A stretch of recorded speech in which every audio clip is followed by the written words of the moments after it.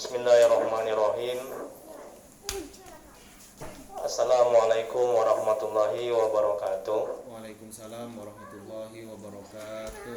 Alhamdulillahirabbil alamin wa bihi nasta'in ala umuri dunya waddin. Wassalatu wassalamu ala asrofil anbiya'i wal mursalin. Rabbi shrah li sadri wa yassir li amri wa hludatan min lisani yafqahu qawli. Rabbana zidna ilma warzuqna fahma waj'alna minas shalihin. Ya Allah ya Rahman ya Rahim.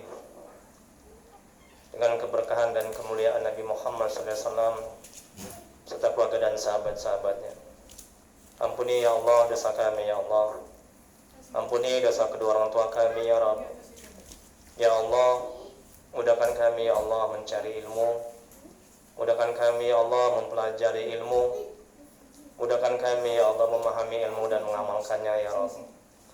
Ya Allah, berkahi ya Allah majelis ini. Berkahi ya Allah rumah kami ya Rabb. Amin ya Rabbal Alamin. Mari kita mulai kajian manajemen hati dengan membacakan umul kitab. Adapun pahalanya kita hadiahkan untuk Nabi Muhammad SAW, setiap keluarga dan sahabat-sahabatnya, kemudian untuk para tabi'in, tabi'ut tabi'in, para guru-guru kita, untuk Syekh Imam Ibnu Athaillah Sakandari, untuk kedua orang tua kita, untuk kaum muslimin dan muslimat pada umumnya. Al-Fatihah. A'udzubillahi minasyaitonirrajim. Bismillahirrahmanirrahim. Alhamdulillahi rabbil alamin. Ar-Rahmanirrahim. Maliki yaumiddin. Iyyaka na'budu wa iyyaka nasta'in. Ihdinas siratal mustaqim. Siratal ladzina an'amta 'alaihim ghairil maghdubi 'alaihim waladdallin. Amin. Ilaihi anta maqsudi wa ridhaka matlubi. Ya Allah, Kau yang kami tuju, ridhoanmu lah yang kami cari. Amin ya rabbal alamin.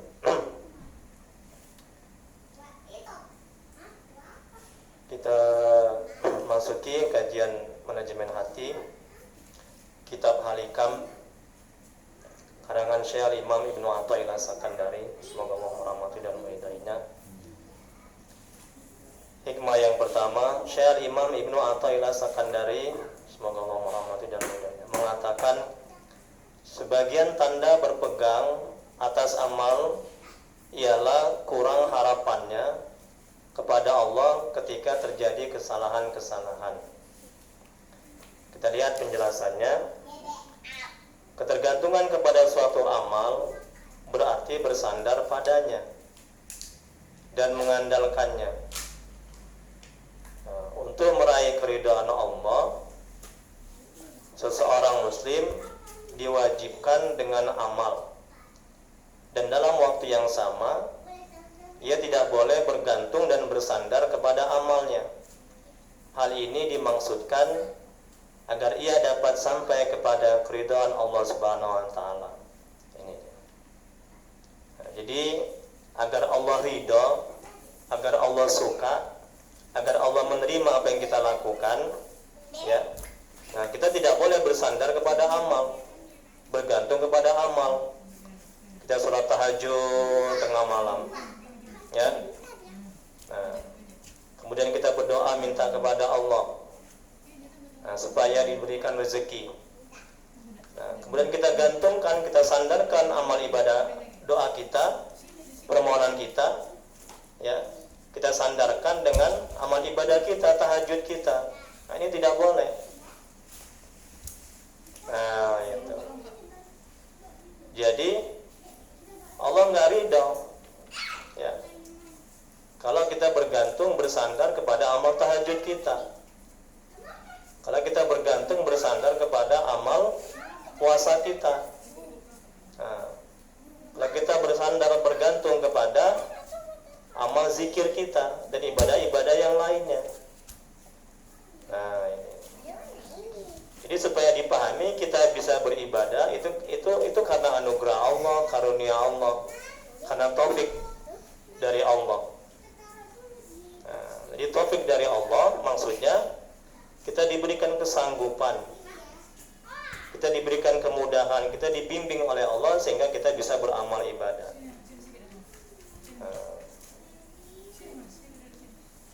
Jadi pada hakikatnya itu semua adalah atas izin Allah, kehendak Allah dan perbuatan Allah sehingga kita bisa beramal ibadah. Kemudian berikutnya Imam Al-Ghazali, semoga Allah merahmati dan meridhoinya, beliau mengatakan orang yang hanya bergantung kepada Allah dan tidak bergantung kepada sesama makhluk dan tidak bergantung kepada amal ibadah, tidak bergantung kepada istri, tidak bergantung kepada bos, pimpinan, tidak bergantung kepada yang lainnya, hidupnya menjadi merdeka, hidupnya tenang, tentram dan bahagia. Ketika dia hanya bergantung kepada Allah, tidak bergantung kepada pimpinan hatinya, maka dia tidak akan takut dipecat. Ketika dia bergantung hanya kepada Allah, bersandar kepada Allah, dia tidak bergantung kepada pimpinan, kepada uang, harta, pangkat, jabatan, maka hidupnya akan tenang, hidupnya akan tentram. Ketika dia hanya bersandar, bertawakal, bergantung kepada Allah, tidak bergantung kepada istri atau kepada suami, makanya hidupnya, hatinya jauh lebih bahagia, jauh lebih tenang. Masya Allah. Ini kalau hati kita hanya bergantung kepada Allah dan hanya bersandar kepada Allah dan hanya bertawakal kepada Allah. Ya. Jadi dia menjadi hidup yang menjadi hamba yang merdeka. Enggak terikat, enggak terkungkung, enggak menjadi budak uang, budak harta, budak suami, budak hamba. Kalau dia hatinya hanya bergantung, bersandar kepada Allah, dia enggak takut dipecat, dia enggak takut dihina, dia enggak takut dizalimi, dia enggak takut disakiti, dia enggak takut ditinggal istrinya, dia enggak takut ditinggal suaminya. Dia enggak takut dan sedih ketika anaknya itu meninggalkannya. Kenapa? Karena hatinya hanya bergantung dan bersandar kepada Allah Subhanahu wa taala. Jadi orang yang tentram, orang yang tenang hidupnya, orang yang bahagia adalah orang yang hatinya hanya bersandar dan bergantung, bertawakal, berserah kepada Allah. Tidak kepada makhluk, tidak kepada uang, tidak kepada pangkat jabatan. Dan dia tidak akan sedih dan kecewa dan sakit hati ketika uang meninggalkannya, ketika jabatan meninggalkannya. Karena hatinya hanya bergantung, bersandar, bertawakal kepada Allah dan rahmat Allah. Kemudian berikutnya, zahirnya syariat menyuruh kita berusaha beramal. Sedangkan hakikat syariat melarang kita untuk menyandarkan diri pada amal usaha itu. Lihat ini. Kita disuruh Allah bekerja bukan untuk menghasilkan, karena yang menghasilkan, yang menciptakan adalah Allah. Kita disuruh Allah bekerja agar menjadi amal ibadah. Ketika itu kita pahami dan kita sadari, dan ketika apa yang kita usahakan belum menghasilkan, kita nggak akan kecewa, kita nggak akan sakit hati, kita nggak akan stres. Karena kita tidak bergantung, bersandar kepada usaha kita. Orang yang bersandar, bergantung kepada usahanya, dia akan stres, dia akan sengsara, dia akan menderita ketika apa yang dia usahakan itu belum berhasil. Ya, dia akan kecewa. Kok gini ya? Kok begitu ya? Kenapa yang aku usahakan ini tidak berhasil ya? Karena untuk menghasilkan itu bukan hak hamba, bukan kemampuan hamba, tapi yang menghasilkan atas usaha kita adalah Allah. Ingat itu. Jadi Allah memerintahkan kita bekerja.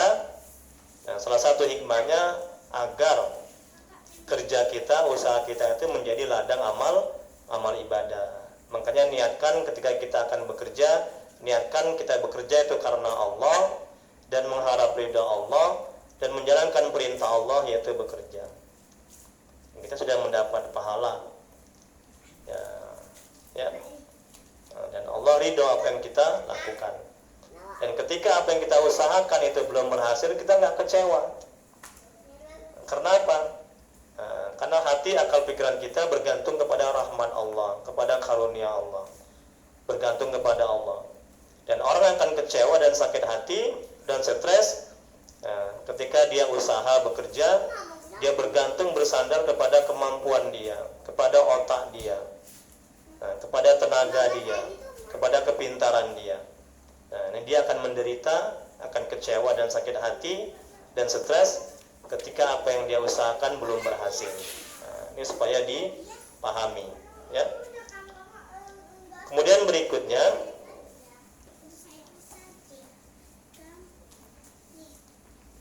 jadi zahirnya syariat menyuruh kita berusaha beramal, sedangkan hakikat syariat yang melarang kita untuk menyandarkan diri pada amal usaha itu, supaya tetap bersandar pada karunia dan rahmat Allah semata. Itu dia. Termasuk Rasulullah SAW bersabda yang artinya, ya, jadi manusia itu, kata Nabi, masuk surga itu bukan karena amal ibadahnya. Manusia itu masuk surga karena rahmat Allah. Itu.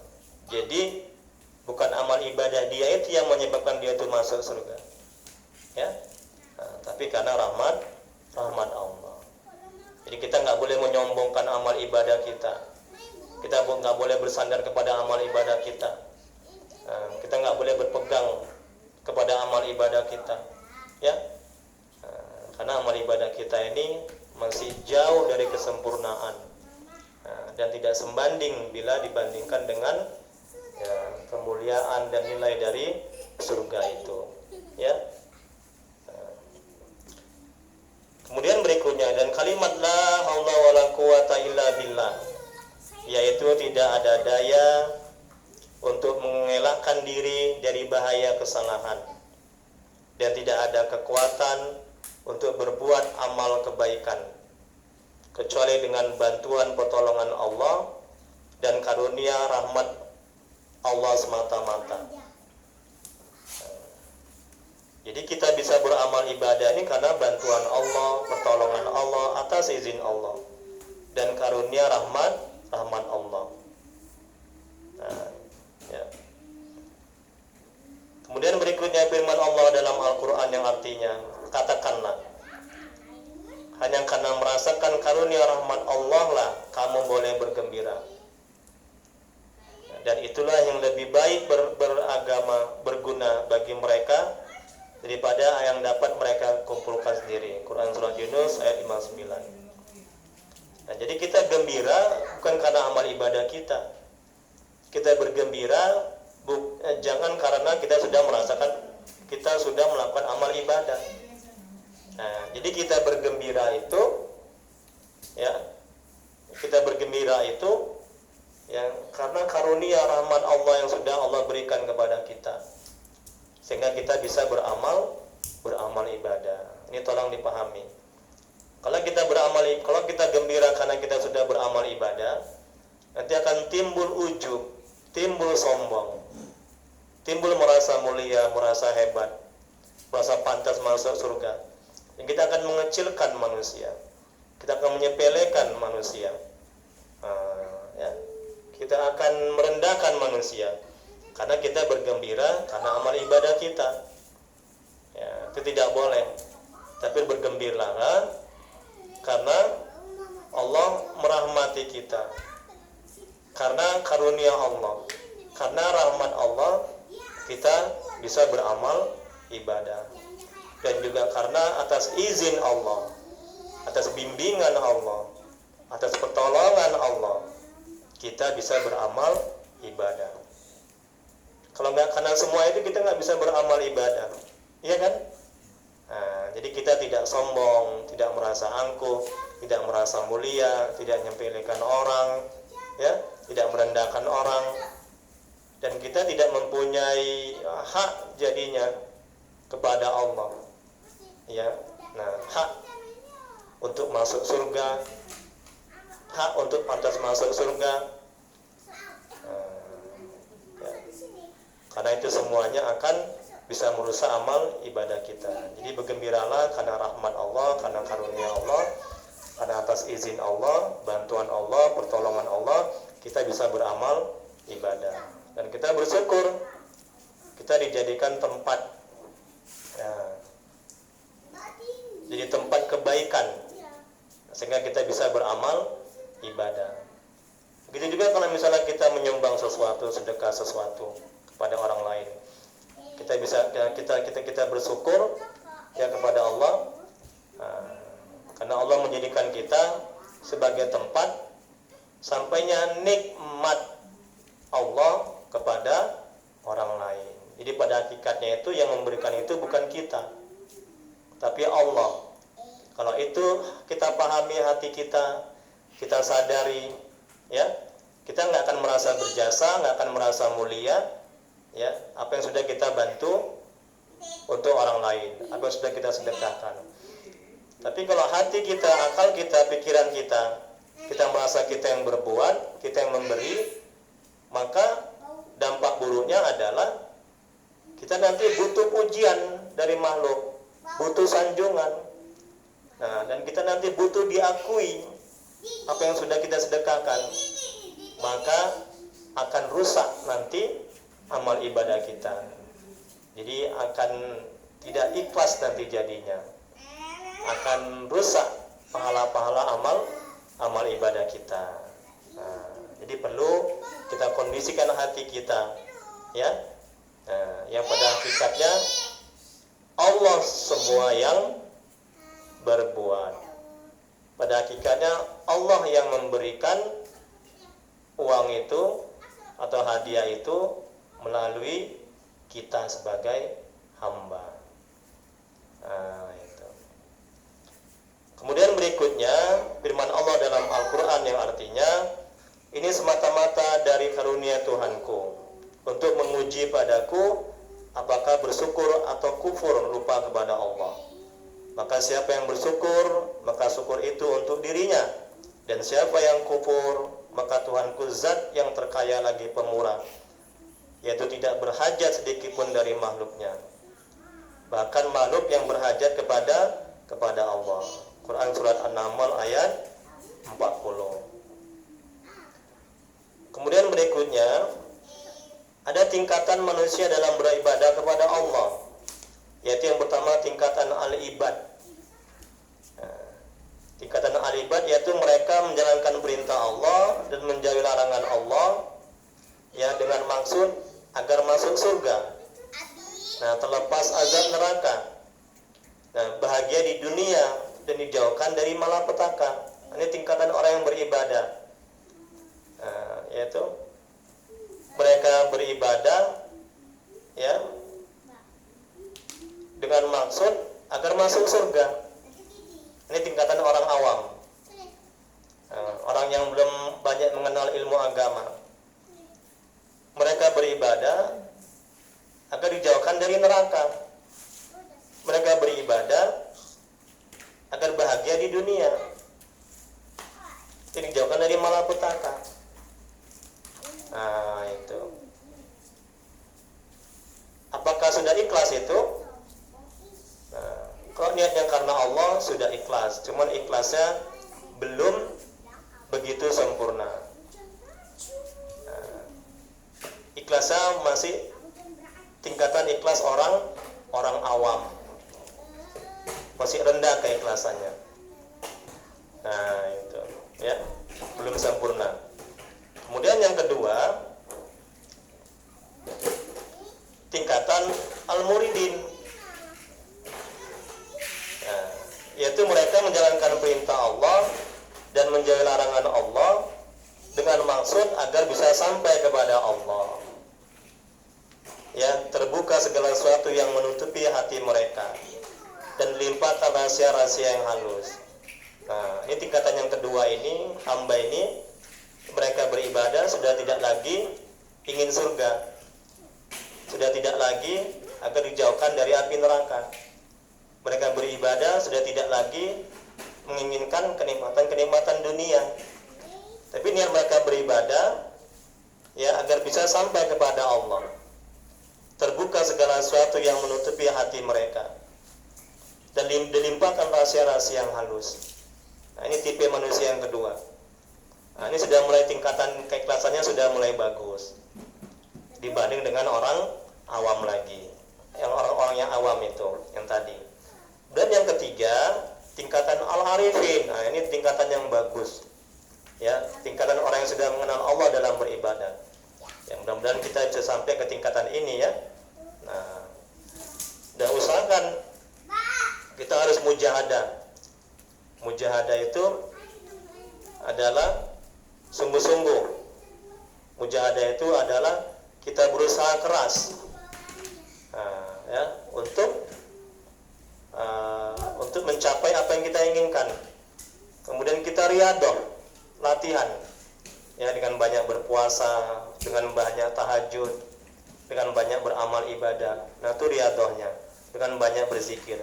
Insya Allah kita akan sampai pada tingkatan al-arifin, tingkatan yang ketiga ini, ya, tingkatan yang keikhlasannya sudah bagus, yaitu mereka menjalankan perintah Allah dan menjauhi larangan Allah, tidak bermaksud agar masuk surga, terlepas azab neraka, bahagia di dunia, dan dijauhkan dari malapetaka, ya. Serta mereka tidak bermaksud agar bisa sampai kepada Allah, terbuka segala sesuatu yang menutupi hati mereka, dan dilimpahkan rahasia-rahasia yang halus. Tidak terbayang dalam hati mereka bahwa mereka beramal, tengok itu. Tetapi hati mereka selalu tertuju bahwa Allah yang berbuat segala sesuatu pada hakikatnya. Mereka sudah tenggelam dalam lautan ridha qadar ilahi, dan mereka bergantung pada tali qada Allah. Firman Allah dalam Al-Quran yang artinya, dan sungguhnya Allah telah menciptakan kamu dan apa-apa yang kamu perbuat. Quran surah As-Saffat ayat 96. Jadi mereka sudah sampai kepada Allah, dalam hatinya sudah tidak merasakan lagi bahwa mereka yang berbuat, bahwa mereka yang beramal,